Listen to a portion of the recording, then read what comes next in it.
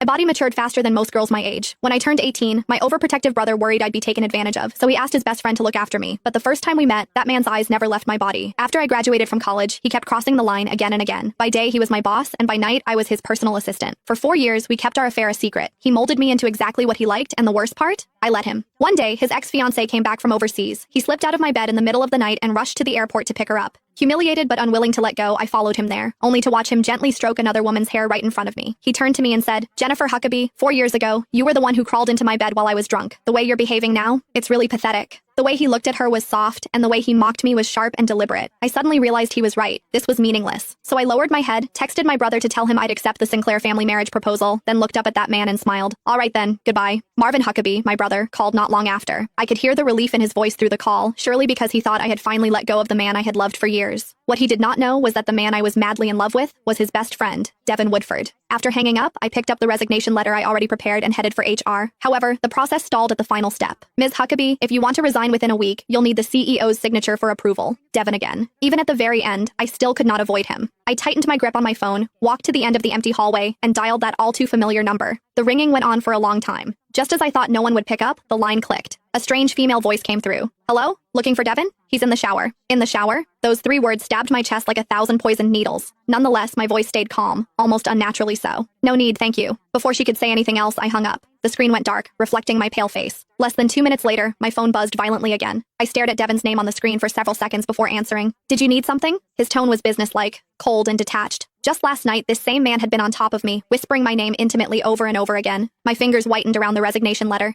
"Mr. Woodford, there's a document that needs your signature before the process can go through." He gave a low hum of acknowledgement, then added, almost as an afterthought, "Oh, right. Stop by later and pack up the rest of your stuff. She's moving in. The apartment in the western suburbs is empty. You can stay there. I promised Marvin I'd take care of you." 4 years ago, he pulled me into his bed while drunk, tossing me the charity of being his bedmate. 4 years later, under the excuse of loyalty to his best friend, he was offering me a place to live. His carefully considerate gestures were so absurd, they almost made me laugh. "That won't be necessary, Mr. Woodford," I said, forcing a smile. "I'm an adult. I can take care of myself." Once he signed the resignation form and I finished my last handover, the ridiculous 4 years between us would finally come to an end. Me? I was getting married. I opened my eyes in the hotel room as morning light streamed in. For the first time in years, I felt more awake than in any morning I had spent by Devin's side. I called a car and returned to the villa I'd lived in for 4 years. However, the moment I stepped inside, I almost thought I had walked into the wrong house. The once minimalist black and gray space was instead drenched in warm tones. The entryway wall, where I had begged him for a month to let me hang even a single plush toy, had been transformed into a display filled with stuffed animals. "Melissa likes it this way," Devin's voice sounded from behind me. When I turned,